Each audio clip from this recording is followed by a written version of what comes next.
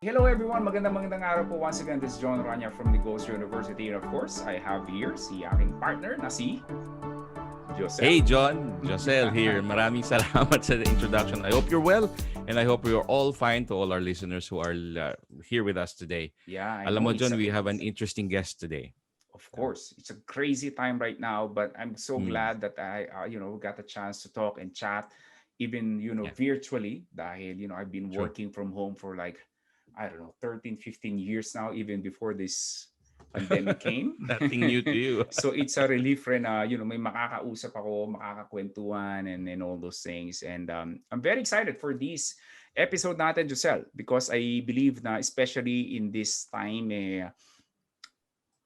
very important that we understand that we can, number one, develop yung ating pong communication skills. Okay? Yes. And then of course, number two is maintindihan natin the power of why, of course, why should we really improve our communication and presentation skills. Giselle, just a quick background bago natin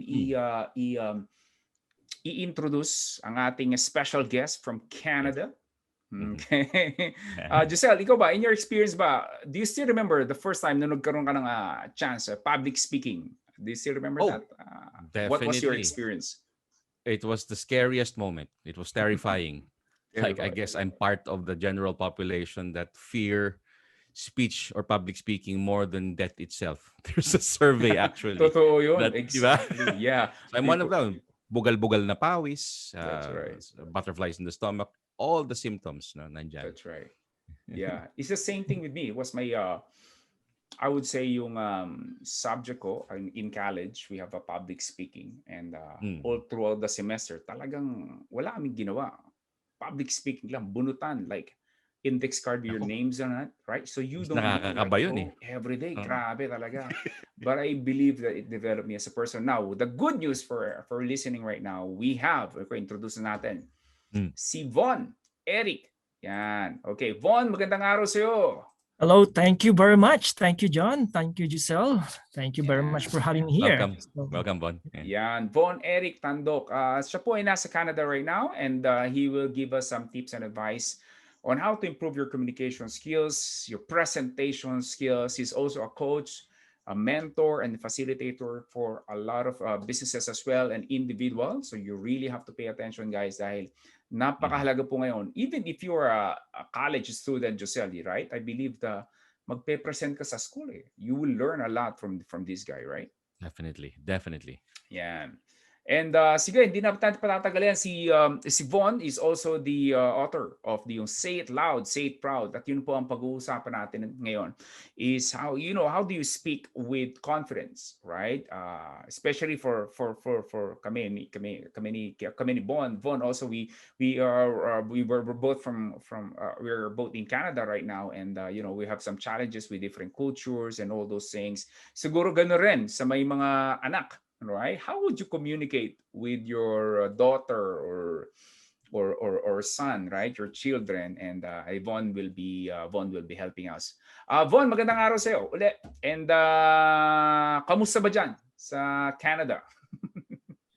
Well, we're under restriction. So, bawal kung maaari, social distancing, wearing the mask. Hindi pwedeng kumain sa loob, only take out and drive through. So, yes. So. Ayan. Okay.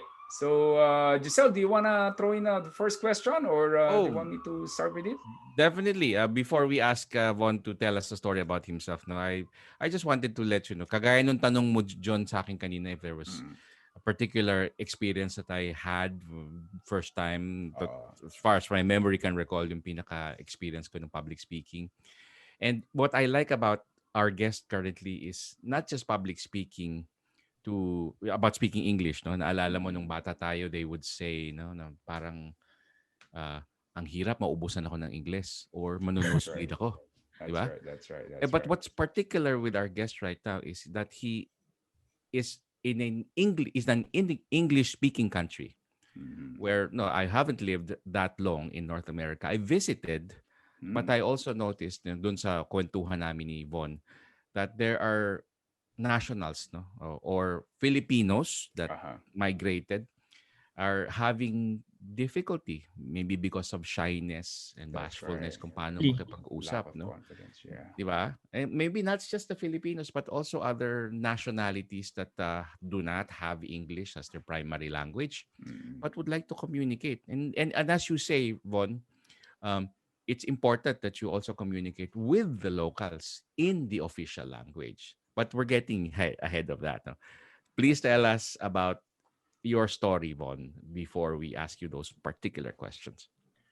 Well, thank you, Giselle, for giving me that opportunity to say more about myself. 13 years ago, I moved to Canada as a foreign worker. So it's not a dream na magtrabaho sa ibang bansa. I'm actually a idealist person, the typical idealist Filipino na he wants to serve his country, ika nga. So I really wanted to be a teacher or military or lawyer, but I end up failure. So see, I end up the fourth option.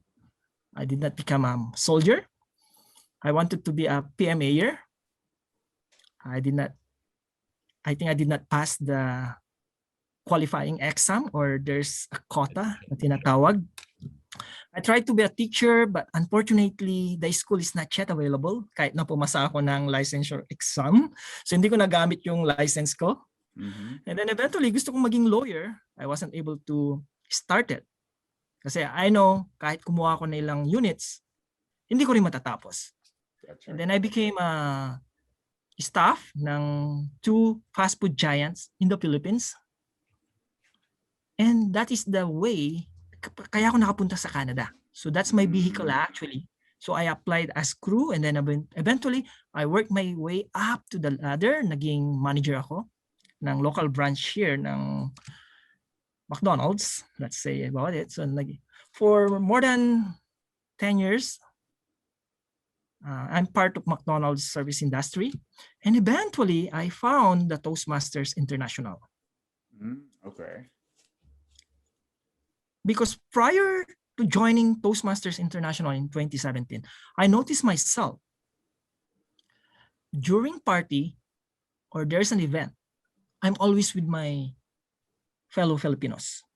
Okay, you're referring to a party or event in Canada, right? In Canada. Yes. Okay. Yes. Makes sense. Yes. That's right. Yeah. So I told myself, just being aware, I told myself I should be communicating to the locals or the native English speaker ng Canada. That's right.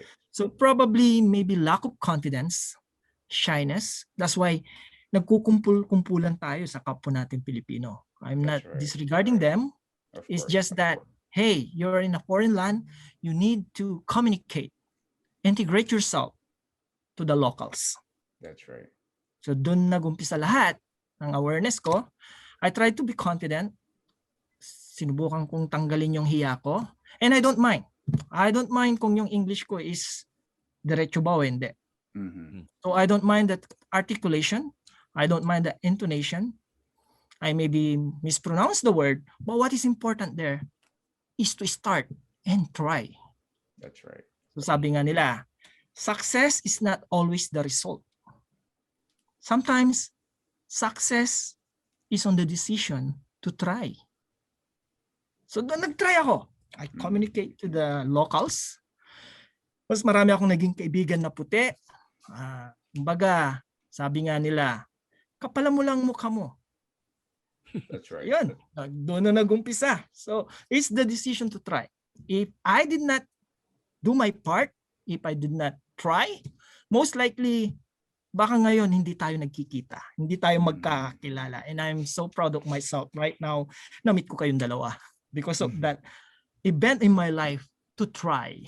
That's right. Von, I just wonder, in your experience, if, helping other people or say, Filipinos, particularly communication-wise, what do you think is the biggest fear or challenge or obstacles that they have? Why don't they just start, diba? Sasabi mo, just start. But how do you do that, exactly, and yeah. Well, the biggest challenge that most people experience probably is the fear of judgment and the fear of committing mistakes. Mm-hmm. So those are the two, particularly if you speak English. You don't wanna commit mistakes, error. Kasi ayaw mong mapagtawanan ka. Correct. Ayaw mong makakuha ka ng, kumbaga, remarks na di ka naman marunong magsalita ng English. So those are the reason why. Actually, even native speakers of English, they don't want to do public speaking. It's because the fear of judgment. And I think yun yung malaking obstacle, the biggest stumbling block kung bakit natatakot tayo na magsalita, makipag-usap, even into a one-to-one conversation alone. So kaya yung iba, sabi nila, maybe I'm introvert, maybe I'm too shy, but actually, it's because of the fear of judgment. So yun yung nakikita ko. That's right. Minsan nga nalilito ako eh. Actually, when I hear someone, well, I'm an introvert, this and that, minsan iniisip ko, is it really something ba na are we born with? Or is it something na baka naman hindi ka naman talaga introvert, it's just that wala kang confidence to communicate with other people. Does it, you guys know what I'm saying, right? I'm not saying kasi Yes. na, para kasing, in my opinion, okay, and I might be wrong. The way I see it, for some people who say, you know what, I'm an introvert, na parang that's it. Parang it's like that's the end of the line. It's like, okay, that means you cannot go out there and communicate too much with other people, and all those things. But really, it's just lack of practice. They're just, tama sabi ni Von.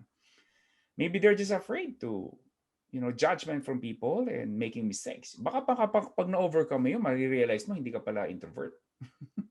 That's right. Exactly. Yes. Actually, many introvert person are one of the best speakers in the world. Oh, wow. Totoo yan. Yeah, Yes. I keep hearing about that. And you mentioned judgment, ano? I'm not blaming our educational system. I mean, in the Philippines, not in Canada. Of course.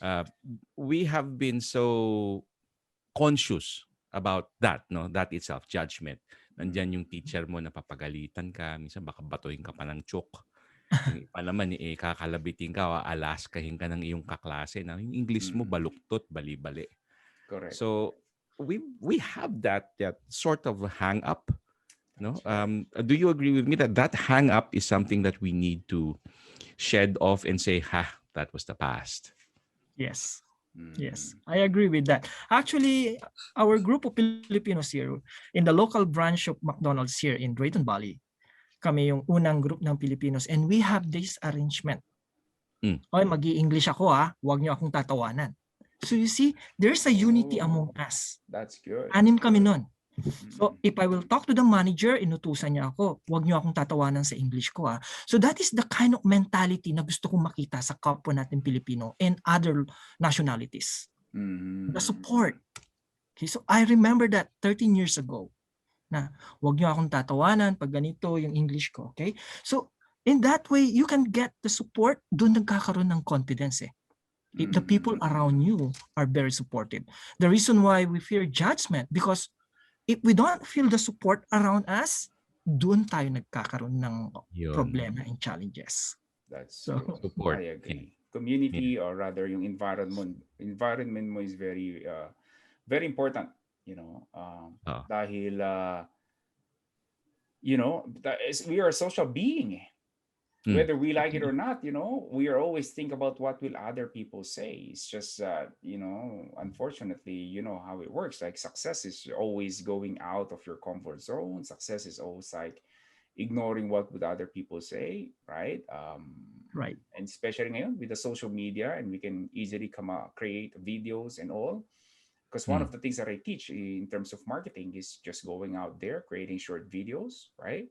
Talking about what you know. Right. Kung mayroon ka mga fear of judgment, katulad ng sinabi mo, Von, and I believe Josel will also agree on this. Well, guess what, right? That will prevent you from creating more marketing videos. Because you're always thinking about ano yung sasabihin nila. Ano itsura ko, and all those things, right? And a lot of people, I really believe na maraming potential. It's just that, yun nga, very important yun, yung fear of judgment. Now, Von, just a quick question lang for you. So kanina binanggit mo, pretty much pareho tayo eh. You know, I experienced the same thing. You know, when I migrated in Canada, the same thing. We, you know, pagka may mga ilang event, minsan naaawa ka dun sa puti eh. Kasi minsan kasi, Josel, may mga ano yan, may mga, say, pasabi na ang puti. Ibig sabihin mga either Canadian or English-speaking people. Minsan kasi, may mga cases na they married, say, a Filipina. Yes. Okay, married to a Filipina, then they're gonna go to a party, a Filipino party. Yes. This guy he'll stand out because like he's the only white guy there, right? And you can see nobody is talking to this guy. Oh boy. So sa akin naman, more of yun yung nararamdaman ko na, oh my God, kawawa naman to. So I start to communicate. But I'll be honest, like, may mga Canadian kasi though, some of them, they speak kasi talaga yung English nila. Minsan di mo maintindihan eh. Right. They're not articulate, right? They mumble. They're not they're not very unlike ng unlike if you listen to say a DJ in a radio station, even in the Philippines. I'm very impressed. I'm very impressed with the okay, cut muna natin ito sandali. Hold on guys ha. Yung computer ko gumawa ng noise. Hold on. Fun. Yes. So I can relate to what Coach John's saying actually. The group of Filipinos. I know I experienced that too. Though I did not stay I did not live that long in North America, particularly in Florida. But ganun pa rin na nangyayari kahit puro Pinoy tapos stand out talaga eh. Yes. Stand out. That's true eh. Kaya minsan parang nakakaawa eh. Like even in my camping, gano'n, let's say just last summer, gano'n, exactly what happened. May isang puti, you know, was camping and ngayon na nangyari, itong puti, ako yung laging gustong kausap. It's like, oh my God. Parang gano'n. But it was we learned from other people eh. Ako very curious eh. I guess yung curiosity, Von, that helps a lot as well, right? And that's true. Yes. And before you comment on that, Von, I realized also that there are dialects, accents na pagkakaiba ng other people, like in Canada, like here in the Philippines we say out. I know in some parts of Canada they say out or about, sila about, diba? Yeah. I guess those are the differences. Ano yun? Ano sabi? So that could be something that we could be conscious about, diba? Exactly. Well, you're right there, Giselle. Actually, it's how, yung nga sabi nga din ni Coach John, they mumbled. So kahit dito, may mga accent din.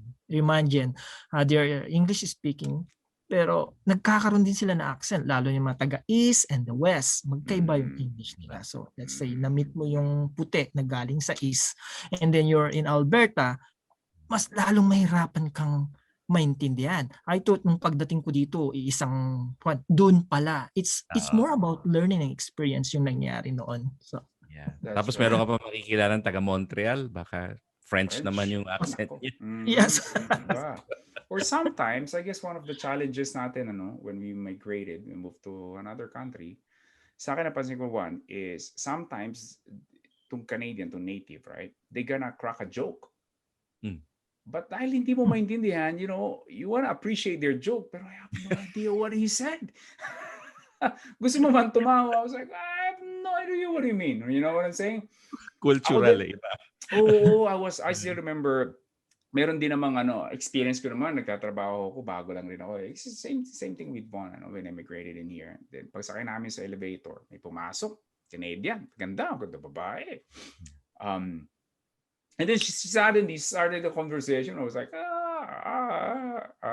wala na akong masabi. Alam mo yun, parang people just want to communicate, parang you feel guilty na hindi ka man lang nakapag reply, and I don't know, maybe they're just bored, maybe yung simpleng communication it helps them somewhere somehow, 'di ba? Parang ganoon ang hirap eh. Yes. That's true. Yes. What I like about you, what you said, Von, na hindi ka dapat na mahiya. You should break away. Sabi nga ni John, you should break away or shed off that shyness.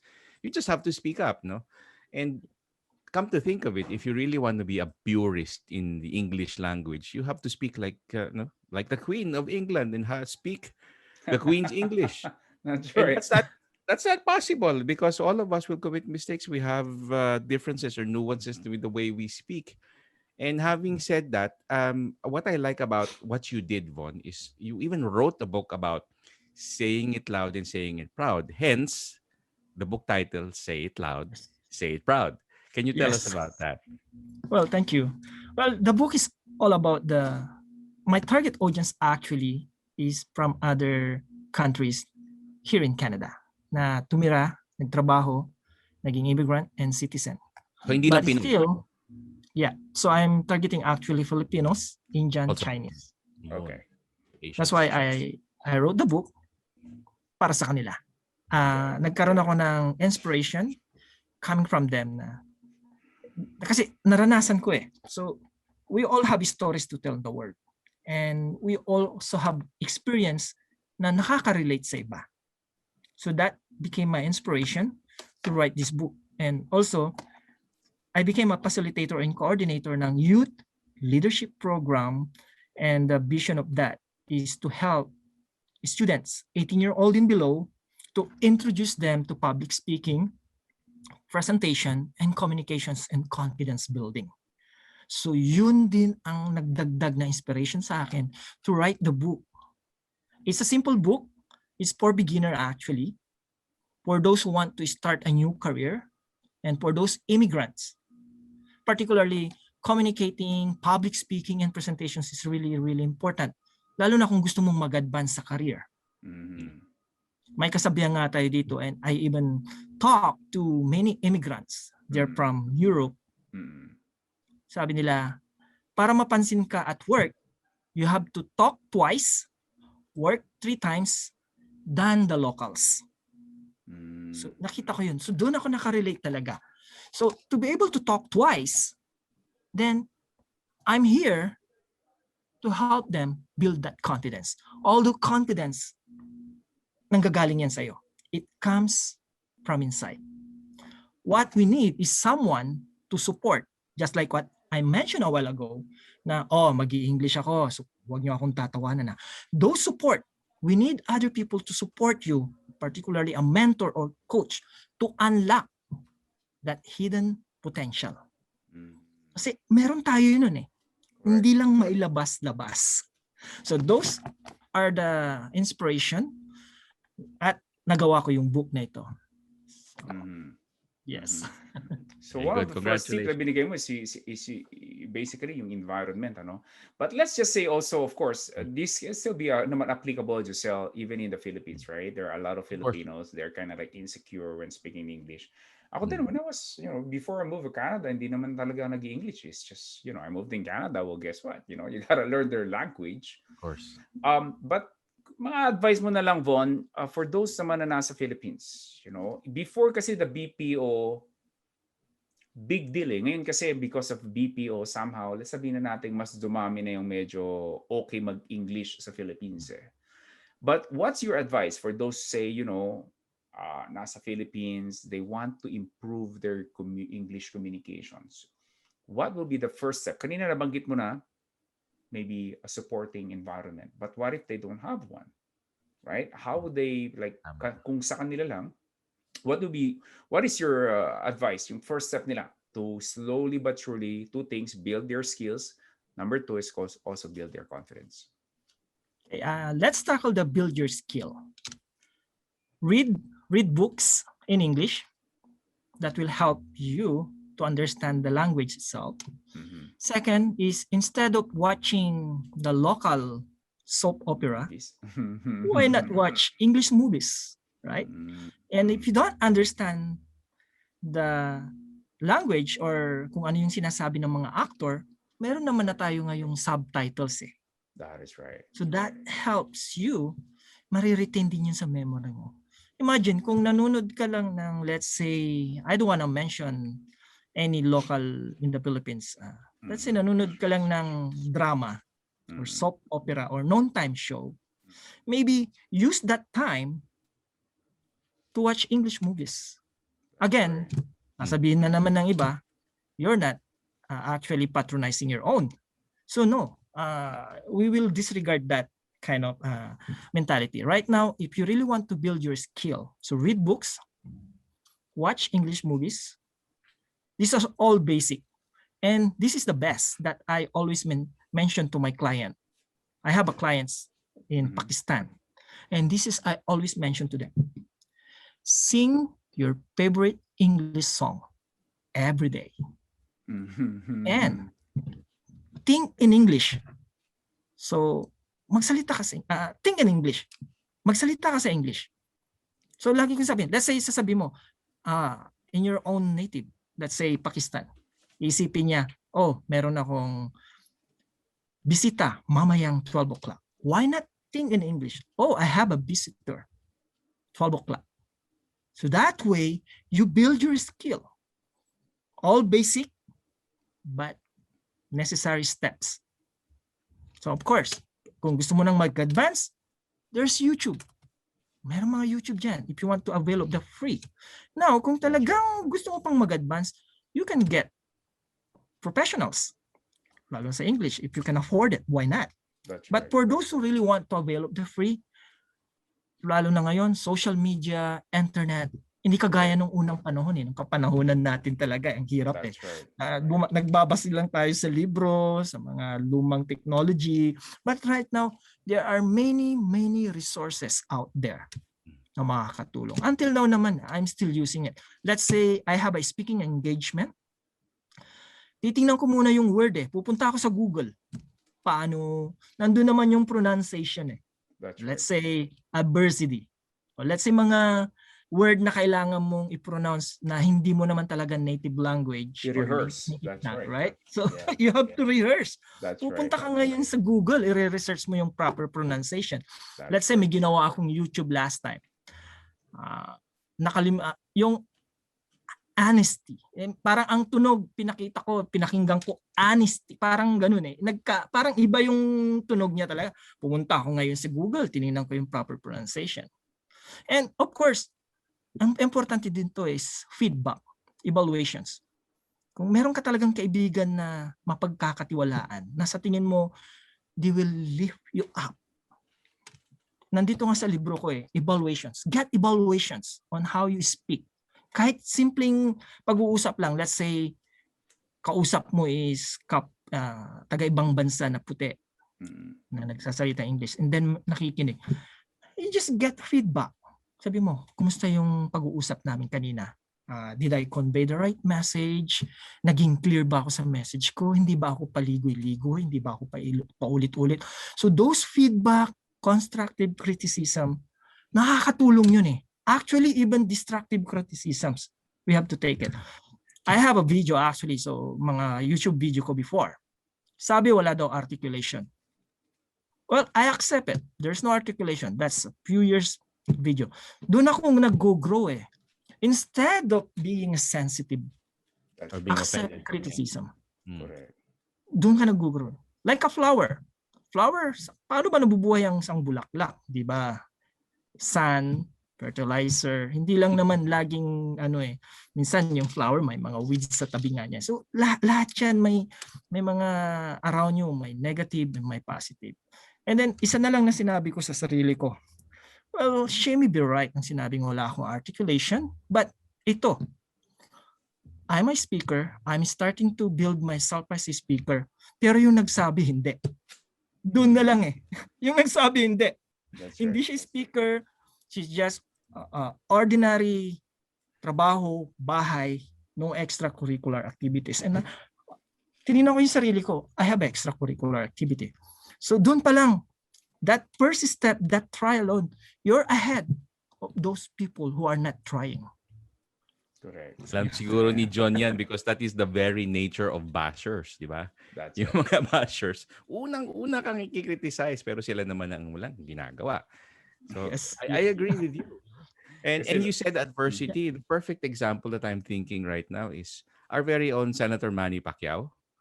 He was not speaking a good sentence in English about 20 years ago. But he learned from his gym mates, from his coach mismo, who had also a very difficult accent because of his condition. That's right. But Yes. he learned, and he was taking coaching while he was being punched in the ring. Yes. How a perfect example of adversity is that, and How hard look it where is. he is right now. Yeah. Exactly. Di ba? Yes. Yes. I, That's Exactly. I true. agree with Very you, Bon. yes. Yeah. Yes. Tsaka ngayon kasi guys, especially with the pandemic and of course with the technology, it's just we are so connected right now. Like with one of my programs, just remember, how to become a marketing consultant. Well, guess what? You can get clients abroad. Totoo. Now, if you are afraid and you don't improve your English communication skills, then you would be limited to potential clients just getting local, right? What if, like, say, an American or Canadian would like to acquire your services, but since again you're not confident and you don't want to talk to them, you're like literally avoiding them. Well, guess what? Mm. The opportunities also are also limited for you because of that. Kaya it's very important. Von, can you show us again your book and paano ba makakakuha ng kopya pala niyan? Yan. Oh yeah. Yes. The ebook version and the print version available sa Amazon. Mhm. Unfortunately, dito sa South America, okay pa rin ang print version. Sa Australia, only the ebook version. Okay. And I believe sa Pilipinas is hindi yata nakakarating ang Amazon. Ebook Wala na pa. lang. Yeah, so ebook lang ang para. But if someone wants to have my print copy, what I do is I send it to them via Canada Post. Then actually mas marami pang gustong mag-order sa akin directly kasi it's nakakataba ng puso yung mga nagso-support eh. Gusto daw nila may sign, signature. Unlike That's pag right. Amazon daw, wala daw pirma. So Correct. so yes, Correct. yes. So that's so it's available in Amazon. And I'm still thinking of other platform kung paano siya i-release other platform. So I heard about the Spark Instagram, something like that. So it's like a competitor of Amazon Mm. na pwede ko siyang i-launch doon. And I'm still reaching out how to launch it in Lazada and Shopee in the Philippines. Magkaroon ng chance para yung mga kapwa nating Pilipino sa Pilipinas, lalo na yung mga kabatch ko nung high school and elementary sa college, they are messaging me on Facebook how to avail it. And they want the print copy rather than the ebook actually. Ayan. Wonderful. All Yeah. right. Yeah, Giselle, do you have any further question ba sa ating special Ako, guest? I've had a great conversation right now, but I would like to ask Von. Von, para sa amin ni John, para sa akin, at para sa ating mga listeners today, can you please tell everyone why it's important to communicate? And let's consider that as your call to action and what you really stand for. Yeah. So thank you. Very important to communicate. There are probably 4 reasons why we need to communicate. Number 1, we want to be understood. Number 2, we want to understand others. Number 3, we want to convey our message. We need to speak up, particularly if we have an advocacy na kailangan nating i-present. Just like what sabi ni Coach John, if you want to market something, how can you market something if you can't communicate? Not just only in English, even in your own native tongue. So it's really important to communicate. Number 4, of course, we want to advance. We want to say our feelings, our thoughts. That idea of yours na kung hindi mo yan na-communicate, that's just only an idea. Imagine si Steve Jobs. He practiced an average of 100 hours to present the iPhone before. So kailangan niya talagang mag-rehearse para lang ibenta niya yung product niya to the whole world because he knows na the whole world will be listening to him. And that's a good leader. A good leader actually is a good communicator. So yun ang important. Those are the reasons bakit we need to communicate. Why do we need to communicate? It's important. Public speaking actually is not the usual notion that you are talking to hundreds or thousands of people and that's already public speaking. No, That's right. For me, public speaking is you're speaking to 1 to 2 person. That's already public speaking. And connected to your question, Giselle, about why do we need to communicate? For me, communication is not what you say. Communication is actually what others understand in what you say. So yun. So it's not about talking and talking. We can talk here for 8 hours or one day talking nonsense or talking nothing. But the communication itself, hindi nila na-accept yung Message. information. That's So right. just what I'm said, communication is not what about we're saying. It's about your listeners or audience understood or understand from what you're saying. So that is communication for me. Oh, yeah. Wonderful. Napakaganda. Now, Giselle. Yeah, of course. I'm learning here. Golden nuggets, we're getting it from Von, and especially in sa larangan ng communication at pakikipag-usap. Very good. And maraming salamat, Von. We really appreciate your time, and I hope na for those who are gonna watch this either on YouTube channel or our podcast natin is ma-inspire po sila that it's a constant, never-ending improvement. Sabi nga ni my favorite what do you call this motivational speaker or si Tony Robbins, sabi niya kanay, constant never-ending improvement, right? Hangga't nabubuhay tayo, there's always a chance, there's always room for improvement, no matter how good you are in English or no matter how good you think you are good in English, there's always room. Von, before you go, is there a website or a YouTube channel where people can check you out and maybe reach out? Yes, I have a YouTube channel, Bon Eric Tandoc. I'm also into sa LinkedIn, Instagram, and I have my own Facebook page, Bon Eric Tandoc at DTM. And of course, my personal Facebook, Bon Eric Tandoc. So, all the same name para hindi malito yung mga tao. Para hindi rin ako malito.